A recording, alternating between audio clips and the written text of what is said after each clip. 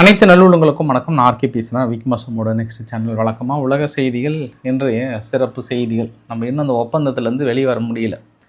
வேறு உலக செய்திகளை கவர் பண்ணலாம் அப்படின்னா அடுத்தடுத்த சம்பவங்கள் தொடர்ந்து அரங்கேறிட்டு தான் இருக்குது.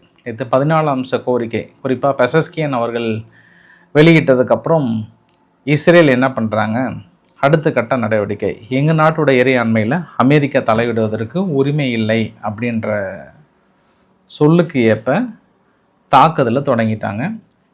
ஹெஸ்புல்லா நிலைகள் மீது 4 பேர்த்துக்கு மேலே கொல்லப்பட்டிருக்கிறாங்க. மறுபடியும் பெய்ரூட் மீது தாக்கல் நிகழ்த்திருக்கிறது. பேச்சுவார்த்தையை நிறுத்துங்கன்ட்டாங்க ஈரான் தரப்பில்.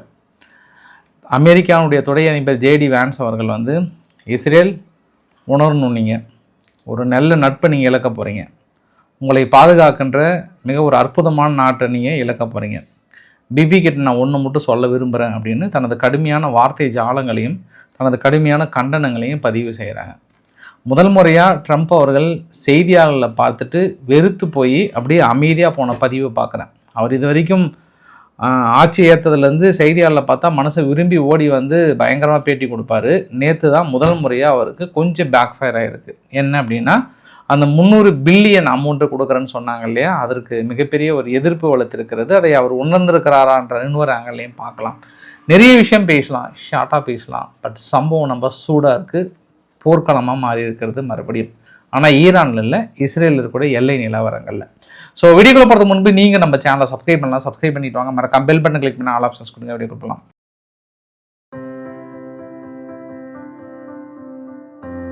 வீடியோ பதிவு ஸ்டார்ட் பண்ணுறதுக்கு முன்பு ஒன்று சொல்ல விரும்புகிறேன். ஐ திங்க் நான் வரும்போது ரஷ்யானுடைய மிக முக்கிய போர் விமானங்கள்லாம் தாக்கல் நடத்துவதற்கு ஆயத்தமாக இருப்பதாகவும் உக்ரைன் முழுவதும் கொஞ்சம் பரபரக்கும் சூழ்நிலையில் இருந்தது. மேபி அது ஏதாவது இருந்ததுன்னா உங்களுக்கு இரவு பதிவில் நான் அப்டேட் பண்ணுறேன். நான் நீங்கள் பார்க்குற பக்கத்தில் இருக்கக்கூடிய வீடியோ பதிவெல்லாம் இன்றைக்கி அதிகாலையில் இந்திய நேரப்படி ஒரு 3 மணி இருக்கும், 2லேருந்து ஒரு 3 மணி இருக்கும். தாக்குதல் யார்? இஸ்ரேல் பெரிய ஒரு தாக்குதலை நிகழ்த்தியிருந்தாங்க. அந்த தாக்குதலில் ஹெஸ்புல்லானுடைய நிலைகளை குறி வைத்து தாக்கல் நடத்தணுன்றாங்க. இது நேற்று பெசஸ்கியன் அவர்கள் அனௌன்ஸ் பண்ணும் போதே இஸ்ரேல் கொஞ்சம் டென்ஷனாக தான் இருந்திருப்பாங்கன்னு நினைக்கிறேன் நான். இது ஆல்மோஸ்ட் அவங்க ஃபெயிலராக பார்க்குறாங்க. இஸ்ரேல் ஒரு ஃபெயிலர், தோற்று போயிட்டோம் அப்படின்ற ஒரு உணர்வை ஏற்படுத்தின அளவுக்கான ஒரு அக்ரிமெண்ட்டாக பார்க்குறாங்க. இந்த வரைபடம் நேற்று தாக்கல் குறிக்கின்ற ஒரு பகுதி. நேற்று தொடர்ந்து இஸ்ரேல் முன்னேறதுனால ஹெஸ்புல்லா என்ன பண்ணுறாங்க, 2 இடத்துல முன்னேறக்கூடாதுன்னு தாக்கல் நடத்துகிறாங்க. இன்னொரு பகுதி இந்த பச்சை கலர் மாதிரி இருக்குல்ல, அதெல்லாமே இஸ்ரேல் முன்னேறுகின்ற ஒரு பகுதி. 2 இடத்துல இஸ்ரேல் என்ன பண்ணுறாங்க, தாக்கல் நடத்துகிறாங்க. அப்போ நேற்றே ஒரு மாதிரி கிளாஷஸ். அதுக்கு முன்பு வரை கொஞ்சம் அமைதியாக இருந்தாங்க. நேற்று அந்த அக்ரிமெண்ட்டை வெளியிட்டதுலேருந்து கொஞ்சம் ஆக்ரோஷமாக இஸ்ரேல் முன்னேறினோடனே ஹெஸ்புல்லாவும் பதில் தாக்கல் நடத்தியிருந்தாங்க. இன்னைக்கு ஹெஸ்புல்லானுடைய தாக்குதலும் பார்க்க முடிகிறது. ஹெஸ்புல்லானுடைய தாக்குதலில் இஸ்ரேல் 4 இராணுவ மிலிட்டரி டேங்கை இழந்துட்டாங்க. 2 வீரர்களுக்கு மேலே படுகாயம் அப்படின்றாங்க. ஹோப் இறந்திருப்பதற்கும் வாய்ப்புகள் இருக்குன்ற மாதிரி ஹெஸ்புல்லா கிளைம் பண்ணுறாங்க. பதிலுக்கு இவங்க என்ன பண்ணுறாங்க, 20 இடத்துல தாக்குதல் நடத்தியிருக்காங்க ஓவர் நைட்டில். லித்தானி அண்ட் ஜக்ரானி ரிவர் இந்த 2 இடத்துல குறி வைத்து தாக்கல் நடத்தியிருக்காங்க. இந்த தாக்குதலில் இதுவரை ஒரு 8லிருந்து 10 பேர் பக்கம் இறந்து போனதான் லெபனான் தரப்பிலிருந்து அதிகாரப்பூர்வமாக அனௌன்ஸ் பண்ணுறாங்க. ஹெஸ்புல்லா நிலைகளை குறிவைப்பது மட்டும் இல்லாமல் கிரவுண்ட் இன்வேஷன் பாருங்கள், இன்வேஷன் இன்னும் கொஞ்சம் ஸ்பீட் பண்ணுறாங்க. அதிகமான அளவுக்கு இராணுவ டேங்குகளை உள்ளே கொண்டு போகிறாங்க. மிக வேகமாக முன்னேறுறாங்க. ஹெஸ்புல்லா என்ன நினைச்சாங்கன்னா, இதுக்கப்புறமா நம்ம அக்ரிமெண்ட்டை பேஸ் பண்ணி நம்ம இருந்தோம் அப்படின்னா நம்ம கோட்டை விட்டுருவோம், அதனால் விழித்து கொள்ளுங்கள் அப்படின்னு பதில் தாக்கல் நடத்துகிறாங்க. இப்போ நான் உங்ககிட்ட பேச வரும்போது கூட எல்லை பகுதியில் கடுமையான துப்பாக்கி சூடு சத்தம் மிக கடுமையாக கேட்டுட்டு தான் இருக்குது. திரும்பி வந்த மக்கள் இன்னும் சதன் லெபனானுக்குள்ளே நுழையில. லெபனான் அரசாங்கமும் கொஞ்சம் வெயிட் பண்ணுங்கன்னு சொல்கிறாங்க. ஆனால் லெபனான் அரசாங்கம் என்ன சொல்கிறாங்கன்னா, இஸ்ரேல் அந்த அமைதி ஒப்பந்தத்தை மதிங்க, தாக்கல் நடத்துறதை நிறுத்துங்க. அங்கே அமெரிக்காவும் ஈரானும் ஒப்பந்தம் போட்டுட்டாங்க, நீங்கள் ஏன் என்ன தாக்கல் நடத்துறீங்கன்றாங்க. நேற்று இருந்து இஸ்ரேல் தரப்பில் என்ன ஒரு காண்டுனா, அவங்க மினிஸ்டர்ஸ்லாம் என்ன சொல்கிறாங்கன்னா, இங்கே பாருங்கள், நீங்கள் ஒப்பந்தம் போடுறது இருந்தால் நீங்கள் போட்டுக்கோங்க, ஈரானு நீங்கள் தாக்கல் நடத்துறதோ இல்லை மற்ற இடத்துல போட்டுக்கோங்க, பட் இங்கே லெபனானுக்குள்ளே கொண்டு நாங்கள் தாக்கல் நடத்தக்கூடாதுன்னு சொல்கிறதுக்கு நீங்கள் யார்? இது எங்களோட இறையாண்மை, எங்கள் நாட்டை பாதுகாப்பதற்கு எங்களுக்கு முழு உரிமை இருக்கிறது. இவங்க ஈரான் பேச்சை கேட்டுட்டு வந்து எங்கள் நாட்டுக்குள்ளே அடிப்பாங்க, அப்போ நாங்கள் அமைதியாக இருக்கணுமா? அதெல்லாம் கிடையவே கிடையாது. நாங்கள் ஹிஸ்புல்லானுடைய நிலைகளை அடித்தே தீருவோம் அப்படின்னு நேற்று பென்கிவிர் அவர்கள் வாயை புழக்க பேசினார். அவங்க சுமட்ரோஸ் பேரிஸ் இருக்கிறாரு. அவர் பிபி அதாவது நெதன்யாகு அவர்களும் வந்து என்ன சொல்லிட்டார் அப்படின்னா, இது மாதிரி எனக்கு க்ளோஸ் ஃப்ரெண்டு தான், ட்ரம்ப் அவர்கள் வந்து எனக்கு க்ளோஸ் ஃப்ரெண்டு தான், ஆனால் நாட்டுக்குன்னு ஒரு பிரச்சனை வரும்போது நான் முக்கியத்துவம் கொடுத்தாக வேண்டிய ஒரு சூழ்நிலை இருக்கிறது அப்படின்றத சொல்லிட்டாங்க. அப்போ ஈரானுடைய ஸ்டேட்மெண்ட்டில் காலையில் வந்து முஸ்தபா அவர்கள் என்ன சொன்னார்னா, வழக்கமாக ஒரு நாட்டோட அதிபர் மட்டுமே கையெழுத்து போட்டால் ஒப்புதல் பெறாது ஈரானில், அவங்களுக்கு எல்லாம் இருக்கக்கூடிய ஒரு சுப்ரீம் லீடர் இப்போ முஸ்தபா காமேனிக்கிறாரில் அவர் ஒப்புதல் கொடுக்கணும். அவர் வந்து இந்த அக்ரிமெண்ட் எல்லாமே எனக்கு அமெரிக்கா மேலே நம்பிக்கை இல்லை அப்படின்னாலுமே வந்து நம்ம இறையாண்மையை பாதுகாக்கின்ற ஒரு செயலாக இருக்கிறது. குறிப்பு, நம்மளை பாதுகாக்கின்ற ரெசிஸ்டன்ஸை வந்து பாதுகாப்பு கொடுக்கறதுனால இந்த அக்ரிமெண்ட் நான் ஓகே சொல்கிறேன்ட்டார். அதாவது என்ன சொல்ல வர்றாருன்னா, இப்போ ஹிஸ்புல்லா, ஹமாஸ், ஈராக்கில் இருக்கக்கூடிய ஒரு 20 ரெசிஸ்டன்ஸ் இவங்களை எல்லாத்தையும் நாம் பாதுகாக்கிறோம், அதுக்கு அமெரிக்கா ஒப்புதல் கொடுத்ததுனால, அதற்கும் இந்த அக்ரிமெண்ட்டுக்கு எந்த பிரச்சனையும் இல்லாதனால நான் கையெழுத்து போடுறேன் அப்படின்ட்டார். அப்போ அந்த தெளிவு நம்ம புரிஞ்சுக்கணும்ல. இது வந்து இஸ்ரேலுக்கு கொடுக்கப்படுகிற செய்தியும் அமெரிக்காவுக்கு சொல்லப்படுகிற மற்றொரு செய்தியுமே கூட. ஏன்னா நாளைக்கு நீங்கள் பாட்டு அக்ரிமெண்ட்டை போட்டு வந்துட்டு உள்ள ஓடி வந்து இந்த ரெசிடென்ஸுக்கு ஃபண்டு கொடுக்கக்கூடாது, அவங்களுக்கு ஃபண்டு கொடுக்கக்கூடாதுலாம் கிடையாது. நீங்கள் இந்த வார்த்தையில் சொல்லலை, அதை நாங்கள் தொடர போகிறோம், ஃபண்டு கண்டிப்பாக கொடுப்போம் அப்படின்னு மறைமுகமாக சொல்லிட்டு ஒப்புதல் கொடுக்குறாரு. ஆனால் அவர் சொன்ன அடுத்த 2 மணி நேரம் இங்கே தாக்கல் நடந்ததுக்கப்புறம் என்ன பண்ணிட்டாங்கன்னா, இன்னைக்கு சுவிட்சர்லாந்தில் ஆக்சுவலாக இன்னைக்கு கிளம்ப வேண்டியது, சைன் பண்ண வேண்டியது ஃப்ரைடே இன்னைக்கு போல. ஏன் அப்படின்னா இஸ்ரேல் ஆர்டிக்கல் 1 மீறி இருக்காங்க. என்ன ஆர்டிக்கல் 1, 2, 3, 4 மொத்தம் 14 பாயிண்ட் இருக்கு இல்லையா? அந்த 14 பாயிண்ட்ல ஆர்டிக்கல் 1 என்ன சொல்ல வருது அப்படின்னா, லெபனான் பகுதியில் எந்தவித தாக்குதலையும் முன்னெடுக்க கூடாது, அப்படி தாக்கல் நடத்தும் பட்சத்தில் இந்த ஒப்பந்தம் என்பது வலிமை இழந்து விடுகிறது. ஒரு பாயிண்ட்டை நேற்று மென்ஷன் பண்ணியிருந்தாங்க. அந்த தாக்கல் நிகழ்த்ததுனால இன்னைக்கு கிளம்பல, டோட்டலாக ஹோல்டு பண்ணிட்டாங்க. அமெரிக்கா இஃப் யூ டேர், தைரியமாக இருந்தால் இஸ்ரேல் தாக்கல் நடத்துறதை நிறுத்துங்க, இல்லை நாங்கள் நிறுத்த வேண்டிய சூழ்நிலை வரும்ன்றாங்க. அவங்க பார்லிமெண்ட்டுடைய கேலிபாஃப் அவர்கள் என்ன சொல்கிறாருன்னா, எல்லாமே ஒரு குட் ஃபெய்த் அடிப்படையில் தான் நாங்கள் கையெழுத்து போடுறோம், அதே மீறி ஏமாற்றுவது மட்டுமே குறிக்கோளாக இருந்தீங்க அப்படின்னா எந்த அளவுக்கு பதில் அடி கொடுக்க முடியுமோ அந்த அளவுக்கு நாங்கள் பதில் தாக்குதல் கொடுக்க வேண்டியது இருக்குன்றாங்க. அப்போ இந்த நிகழ்வுகள் ஒட்டுமொத்தமாக நம்ம பார்க்கும்போது என்னன்னா, ஈரான் வந்து மிரட்டுறாங்க, அலே அமெரிக்கா என்ன அங்கே சைனை போட்டு ஏமாத்தலான்னு பார்க்குறியா, வா போய் பேசு அப்படின்ற அளவுக்கு கடுமையாக அமெரிக்காவை மிரட்டுறாங்க. இது எல்லா ஊடகங்களுக்கும் தெரியும். அதெல்லாம் அமெரிக்கா எவ்வளோ நாள் மறைக்க முடியும்? இத்தனை நாள் நீங்கள் அந்த 14 அம்ச கோரிக்கை வராதுக்கிற வரைக்கும் அந்த ஃபேக் நியூஸ் இந்த ஃபேக் நியூஸ்ன்னு சொன்னீங்க. அந்த அக்ரிமெண்ட் வந்ததுக்கப்புறம் கூட ட்ரம்ப் ஓடி வந்து நாங்கள் 300 பில்லியன் அமௌண்ட்டு கொடுக்குறோன்னு ஒத்துக்கவே இல்லை. லாட் ஆஃப் ஃபேக் நியூஸ் எல்லாமே இது அமெரிக்காவுடைய சக்ஸஸை தடுப்பதற்கு திட்டம் தீட்டுறாங்க. ஆயில் ப்ரைஸ் குறைஞ்சிருச்சு, வெற்றி பெற்றுட்டோம், ஸ்டாக் மார்க்கெட் பூம் ஆயிடுச்சு அப்படின்னா 300 பில்லியன் கொடுக்கலன்றார். பட் கம்யூனிட்டி நோட்டுன்னு ஒன்று இருக்குது எக்ஸலத்திலே, அதில் வந்து நீங்கள் பொய் சொல்கிறீங்க அப்படின்னு ட்ரம்ப்புக்கு கீழே போட்டிருக்காங்க.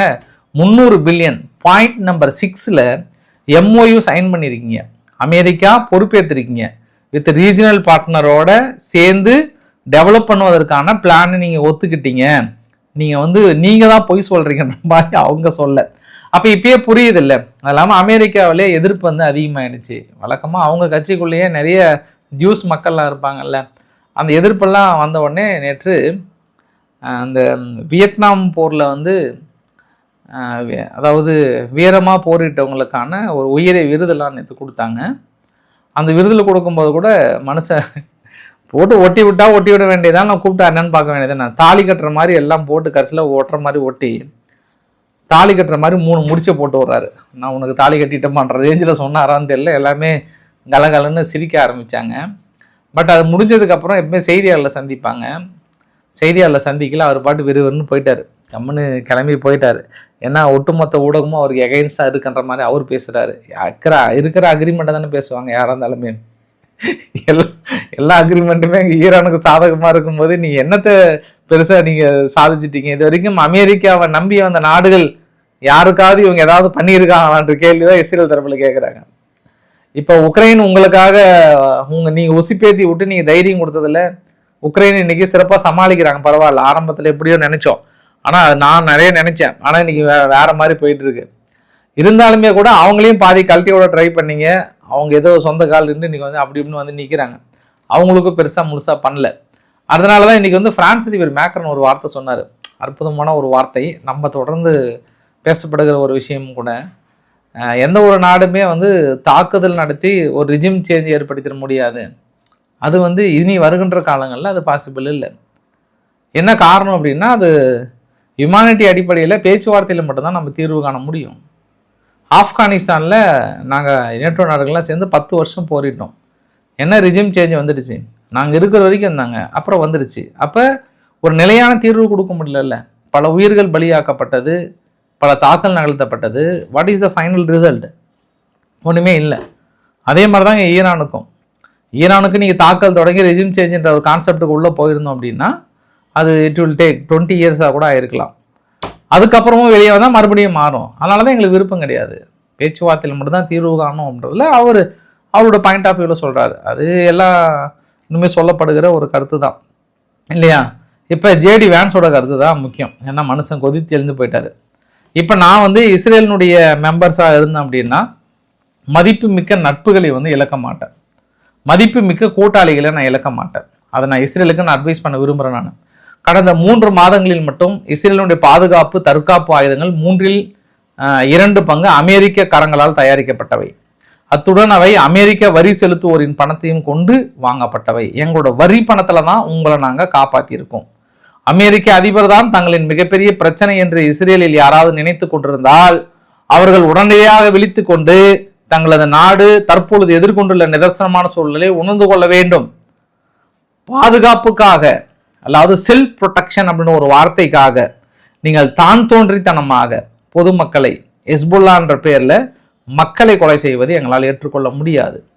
கடைசி சைன் பண்ற நேரத்தில் நீங்க பெய்ரூட் நடத்தப்பட்ட தாக்குதல் இறந்தவர்கள் அனைவரும் ஹெஸ்புல்லாக்களா? இல்லை, பொதுமக்கள் மீதும் சேர்ந்து நீங்க தாக்கல் நடத்துறீங்க.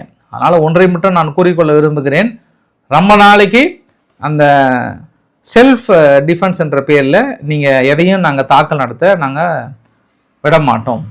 நான் இன்னொன்றையும் சொல்ல விரும்புகிறேன், நேற்று கடைசி நைட்டிலிருந்து 12.5 மில்லியன் பேரல் ஆயில் வந்து ஸ்டேட் ஆஃப் ஹார்மஸில் போகுது. கேஸ் விலை வந்து 4 கேலனுக்கு குறைஞ்சிருக்கு. மீது எல்லாமே பெரிய அளவுக்கு வெற்றி பெற்றிருக்கிறோன்றாங்க. இப்போ கேள்வி என்னென்னா, இதை நீங்கள் தாக்கல் நடத்தாமே ப்ரெஷர் கொடுத்து நீ கொண்டு வந்திருக்கலாமே. ஃபைனலாக உங்கள் கோரிக்கையில் ஈரான்கிட்ட அணு ஆயுதம் இருக்கக்கூடாதுன்னு மட்டும்தானே. மீது எல்லாமே நீங்கள் தாக்கல் நடத்துறதுக்கு முன்னாடி இருந்த அதே சூழ்நிலை தான் வந்திருக்கு. நீங்கள் தாக்கல் நடத்துகிறீங்க, ஈரான் நிறுத்திட்டாங்க, மறுபடியும் நீங்கள் வந்து கிட்டத்தட்ட சரண்டர் ஆகிற கண்டிஷனில் ஸ்டாப் பண்ணுறீங்க, ஈரான் வெளியிடுறாங்க. இதில் கிளியராக உங்களோட தோல்வி தெரியுதா இல்லையா? நீங்கள் தான் பயந்து அதை ஓப்பன் பண்ணுறீங்க. அவங்க ஆரம்பத்துலேருந்து ஈரான் அதானே சொல்லியிருக்காங்க, எங்கள் மீது தாக்கல் நடத்தினீங்கன்னா குரூட் ஆயிலோட விலை $150 கூட போகும், அதை உங்களால் சமாளிக்க முடிகிற தைரியம் இருந்தால் தாக்கல் நடத்துங்கன்னாங்க. கடைசியில் முடியல. நீங்கள் என்ன சொல்கிறீங்க இப்போ ஃபைனலாக ஓடி வந்து? குரூட் ஆயில் விலை குறைந்து விட்டது, அது குறைந்து விட்டது. இது ட்ரம்ப்புக்கு கிடைத்த வெற்றிலாம் இல்லை, ட்ரம்ப்புக்கு கிடைத்த வெற்றி கிடையாது, ஈரானுக்கு கிடைத்த வெற்றி. அவங்க முழுமையாக தடுத்துட்டாங்க, உங்களால் அந்த தடுத்ததை மீட்டு கொண்டு வர முடியல. அதை தான் உலக பத்திரிகைகள் சொல்ல வராங்க. ஸ்டேட் ஆஃப் ஹார்மஸை நீங்கள் கட்டுக்குள்ளே எடுத்துருந்தீங்க அப்படின்னா உங்களுக்கு வெற்றியாக இருந்திருக்கும். வெற்றி இல்லாமல் நீங்கள் சரண்டர் ஆனீங்க அப்படின்னா அவங்க சொல்கிறத நீங்கள் கேட்டு தானே ஆகணுன்ற கோணத்தில் பார்க்க முடிகிறது. இதில் அவங்க தரப்பில் என்ன சொல்கிறாங்கன்னா, இப்போ நிறைய பேர் வந்து இஸ்ரேலினுடைய இஸ்ரேல்ன்ற பாருங்க அமெரிக்காவுடைய ஃபெயிலர்ன்ற மாதிரி வந்து சொல்கிறாங்க. யார்? ஜேடி வேன்ஸ் அவர்கள் சொன்னது. இப்போ ஆப்கானிஸ்தானில் போனோம், கடைசியில் வந்து எங்களோட ஃபெயிலராக பார்க்குறாங்க. லிபியாவில் போனாங்க, லிபியாவில் பெருசாக வரல, அது எங்களோட ஃபெயிலராக பார்க்குறாங்க. இப்போ இங்கே ஈரான்லேயும் வந்து ஃபெயிலராக பார்க்குறாங்க. எங்களோட ஒரே நோக்கம் ஒன்று மட்டும்தான், அமெரிக்கா இல்லாத மற்ற நாடுகளில் நீ நாங்கள் கவனம் செலுத்துறதா இது கிடையாது, எங்களுக்கு அக்கறையும் கிடையாது, ஒன்றும் கிடையாது. நாங்கள் ஏன் அக்கறை கொடுக்கணும்? இதுக்கப்புறம் எங்கள் ஜிடிபியை பார்க்க போகிறோம், மற்றதை பார்க்க போகிறோம், எங்களுக்கு சாதகமான சூழ்நிலை உருவாக்க போகிறோன்றாங்க. அது தெரியுது இல்லை? அது ஆரம்பத்தில் கவர்மெண்ட் இருக்க வேண்டியதானே. எல்லாம் போயிட்டு அடிச்சுட்டு உங்கள் தலைவர் போட்ட ட்வீட்லாம் போய் படத்தில் எடுத்து பாருங்க. ஜேடி வேன்ஸ் அவர்களே, உங்கள் தலைவர் போட்ட ட்வீட்டை மட்டும் மறுபடியும் நீங்கள் படித்து பாருங்கள். நீங்கள் கொடுத்த பேட்டியை மறுபடியும் நீங்கள் ரீக்ளைம் பண்ணுங்கள். நீங்கள் என்னெல்லாம் சொல்லியிருக்கீங்கன்றத ரீக்ளைம் பண்ணுங்கள். நீங்களே ஈரானில் இருக்கக்கூடிய ப்ராக்சி குரூப்ஸுக்கோ வெளியில் இருக்கக்கூடிய ப்ராக்சி குரூப்புக்கோ ஃபண்டிங் போகக்கூடாது, இருந்தால் தாக்கம் நடத்துன்னு சொன்னீங்களா இல்லையா? இன்னைக்கு ஓடி வந்து வெற்றி நீங்கள் குதிச்சிங்கன்னா உங்கள் பின்னாடி எல்லாம் ஓடி வந்து நிற்பாங்கன்னு நினைக்கிறீங்களா? அது ரிஸ்க் தான். அதனால் இது 2 நாடுகளுக்கும் வந்து விரிசல் வந்து விட்டது. அமெரிக்காவுக்கும் இஸ்ரேலுக்குமான விரிசல் வந்து விட்டது. இப்போ தாங்க ஜூன் 1 தான் அடுத்த ஒரு டிஃபென்ஸ் பேக்கை வந்து உருவாக்க போகிறோம், ஜாயிண்ட் ப்ரொடக்ஷனை உருவாக்க போகிறோம். இனி இஸ்ரேலும் அமெரிக்காவும் ஒன்றாக இணைந்து இராணுவத்தை எதிர்கொள்ள போகிறதுன்றலாம் பெருசாக தீர்மானம் கொண்டு வந்தாங்க. கீழவை மேலவை எல்லாம் ஒப்புதல் பெற்று விட்டது. ஆனால் அந்தளவுக்கு இது சக்ஸஸ் ஆகுமான்னு தெரியல. அமெரிக்காவுடைய செனட்லே 30% மேலே ஜூஸ் மக்கள் இருக்காங்க. அதை இவங்க எப்படி சமாளிப்பாங்கன்னு தெரியல. அதனால் இஸ்ரேல் தனது இன்ஃப்ளூயன்ஸை யூஸ் பண்ணுறாங்க. அமெரிக்கா கிட்ட இன்ஃப்ளூயன்ஸை யூஸ் பண்ணி இந்த போரை வந்து தொடங்குவதற்காகவும் இல்லை அக்ரிமெண்ட்டை வந்து மாற்றி அமைப்பதற்காக ட்ரை பண்ணுறாங்க. இந்த அக்ரிமெண்ட்டை வந்து எப்பாடுபட்டால் சைன் பண்ணணும்னு அமெரிக்கா நினைக்கிறாங்க. அதனால் இனி சப்போஸ் வந்ததுன்னா அது இஸ்ரேல் ஈரானாக மாறும். மற்ற நாடுகளில் ஒதுங்குவதற்கான வாய்ப்புகள் நிறைய தென்படுகிறது. அமெரிக்காவும் பெருசாக வந்து நாங்கள் உதவி செய்ய தயாராக இல்லைன்ற கோணத்தில் தான் இருக்கிறாங்க இப்போதைய சூழ்நிலையில். அதை பொறுத்தது பார்க்கலாம். இந்தியா ஒரு வழியாக என்ன பண்ணிட்டோம், நம்மளது ஒரு கப்பல் 62,370 மெட்ரிக் டன் இருக்கிற ஒரு கப்பல் எல்என்ஜி சரக்கு ஏற்றி கொண்டு திஷா அப்படின்ற பெயர் உள்ள கப்பல் வந்து ஆர்மூஸ் கடந்து வந்திருக்கு. அப்பா விடுப்பா சாமி நான் கிளம்பி போகிறோம் மாதிரி வந்திருக்கு. இது அங்கே இருக்கக்கூடிய தகவல். ஃபைனலாக அந்த வீடியோவோட நிறைவு பகுதியில் 3 விஷயத்தை பற்றி பேசிடலாம். இந்தியா என்ன பண்ணியிருக்காங்க, ரஷ்யாவோட சைபீரியாவில் ரேர் எர்த் எலிமெண்ட்டை வந்து கொஞ்சம் குவாலிட்டி அண்ட் ப்ராப்பர் இதை வந்து டெஸ்டிங் எடுத்திருக்காங்க. எதுக்குன்னா நம்ம இவி பேட்டரி தயாரிப்பதற்காக ரஷ்யாவோட சைபீரியாவில் அக்ரிமெண்ட் போட்டிருக்கோம். அது நமக்கு ஏற்ற மாதிரி இருக்கான்ற கோணத்தில் பார்க்குறாங்க. மேபி பாசிட்டிவாக வந்ததுன்னா பெரிய அளவுக்கு இறக்குமதி செய்வதற்கான வாய்ப்புகள் இருக்குதா பார்க்குறாங்க. சம்பவம் நம்பர் 2, ஐரோப்பாவுக்குள்ள ஒரு நாளைக்கு முன்பே மேலவை கீழவை மாதிரி தான் அங்கேயும் எல்லா அவையிலுமே வந்து பெரிய ஒரு ஒப்புதல் பெறப்பட்டிருக்கிறது. அகதிகளை உடனடியாக வெளியேற்றணும். இதற்கு முன்பு வந்து 60 மந்த்து பக்கம் 4-5 வருஷம்லாம் டைம் இருந்தது. இப்போ அப்படிலாம் கிடையாது. ஷார்ட் பீரியடில் வந்து வெளியேற்றணும். அவங்கள 30 நாளுக்குள்ளே இல்லை ஒரு குறிப்பிட்ட மந்த்துக்குள்ளே வெளியேற்றணும். அகதிகளை நாட்டை விட்டு வெளியேற்றணும். இதை தான் ஆரம்பத்திலிருந்தே இத்தாலி வந்து ஒரு பெரிய குறையாக சொல்லிகிட்டே இருந்தாங்க. ஏன்னா வருகின்ற அகதிகள் வந்து மேக்சிமம் இத்தாலிக்குள்ளே நுழையிறாங்க. எங்கள் நாடு பாதிக்குது. கடைசி வரைக்கும் அவங்க போகிறது கிடையாது. கடைசி நாடு அனுமதிக்கிறது கிடையாது.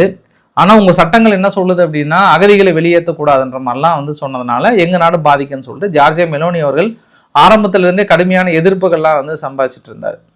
இருக்கிறதுலே வந்து ஸ்பெயின் மட்டும்தான் ரொம்ப சிறப்பாக வரவேற்று அவங்களுக்கு டீ காஃபிலாம் கொடுத்து இன்னும் நிறைய பேர் கூட்டிகிட்டு வாங்கப்பான்னு சொல்கிற ஒரே நாடு ஸ்பெயின் மட்டும்தான். பெட்ரோ சாண்டஸ் மட்டும்தான். மீதி மற்ற நாடுகள் யாருமே அகதிகளை பெருசாக வரவேற்கல. அது பெரிய பிரச்சனையை உருவாக்குறதுனால நேற்று ஒரு தீர்மானத்தை கொண்டு வந்தாங்க. அந்த தீர்மானத்தில் 418 பேர் ஆம் என்றும் 218 பேர் வந்து வேண்டாம் என்றும் இல்லீகல் மைக்ரன்ஸை உடனடியாக நாடு கடத்தணுன்றதில் உடனே அந்த இதில் அவையில் வந்து ஃபுல்லாக சென்ட் தம் பேக் அப்படின்னு சொல்லிட்டு நிறைய பேர் வந்து ஒரு கத்தின பதிவுகளுமே வந்து பார்க்க முடிகிறது. விக்கிபீடியாவில் இந்த ஒரு பதிவு போட்டாங்க. இந்த யுத்தத்தில் ஆல்மோஸ்ட் ஈரான் விக்டரி வந்த மாதிரி இருக்குது அப்படின்னு சொல்லிட்டு நிறைய பேர் வந்து ஷேர் பண்ணியிருந்தாங்க. விக்கிபீடியாவில் யாருனாலும் போயிட்டு எடிட் பண்ணிக்கலாம். அதனால் அதன் அடிப்படையில் கூட போட்டிருப்பாங்கன்ற கோணத்துலையும் பார்க்கலாம். நம்ம இரவு பதிவில் உக்ரைனுடைய விவகாரத்தையும் ரஷ்யாவுடைய விவகாரத்தையும் மற்ற சம்பவத்தையும் நம்ம பார்த்துடலாம். ஏன்னா ஃபைனலாக ஒன்று சொல்லி முடிக்கிறேன். ஜெலன்ஸ்கி இன்னைக்கு மிகப்பெரிய ஒரு மீட் ஒன்று நடந்தது. அந்த மீட்டில் வந்து இனி உக்ரைனுக்கு வந்து ஐரோப்பான்ற நாடு மிகப்பெரிய தேவை. அதை விட ஐரோப்பாவுக்கு உக்ரைன்ற நாடு மிகப்பெரிய தேவை.